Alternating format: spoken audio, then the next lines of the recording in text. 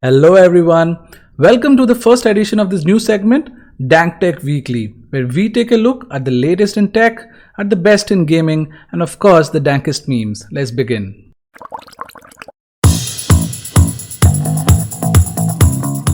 In today's edition, has Elon Musk finally lost his mind? What's the latest on the vaccine for COVID-19? Is 2020's hottest talk show inside a video game?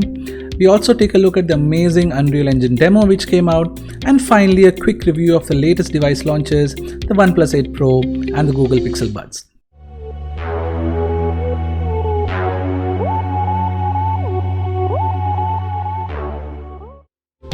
Let's begin with the mascot for Meltdown May, Elon Musk.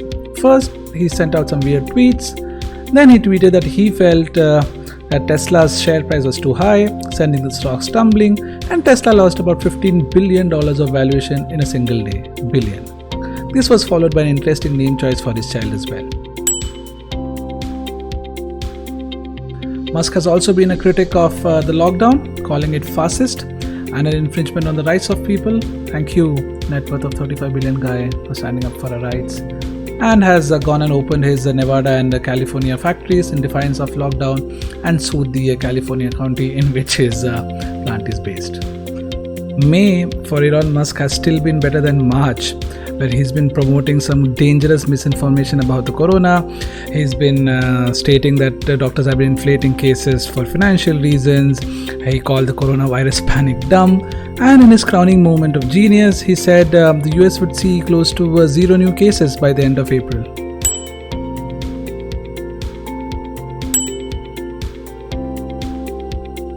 And now a quick update in our fight against the coronavirus.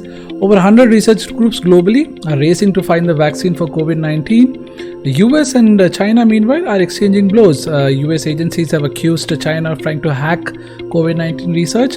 Beijing has responded and called these allegations smearing. We'll see. We got a lot of things going with China. We're not happy about China, I will tell you that. The ink wasn't dry on a great trade deal, and all of a sudden, the plague comes in from China. We're not happy about it. It's a huge global effort being undertaken to find the vaccine for this virus, but most estimates say the virus would be ready sometime in 2021. French pharma giant Sanofi, meanwhile, made a statement that the US would have first rights to any vaccine developed, leading to a huge backlash in France, and Sanofi rolling back the statement. One of the biggest hits of the lockdown is the game Animal Crossing's New Horizon for the Nintendo Switch. It released just 6 weeks ago and has since sold 13 million units. It's a real-life simulation. Time in the game passes in real time. So there's days and nights and seasons, and you get a bunch of activities that your character can do on your island. You can customize, you can group together with people to do a bunch of challenges in the game. The game's flexibility also allowed people to explore their creativity, most interestingly, actually hosting a late night TV chat show with actual celebrities coming on board, and which is actually more interesting than the other approaches the late night show hosts are taking. Ladies and gentlemen, please welcome Greg Miller.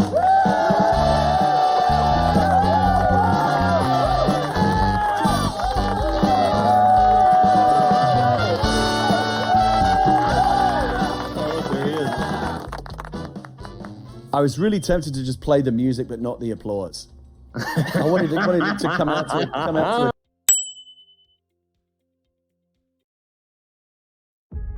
Another super interesting update from last week is Epic releasing a demo of its Unreal Engine 5 running on early PlayStation 5 hardware.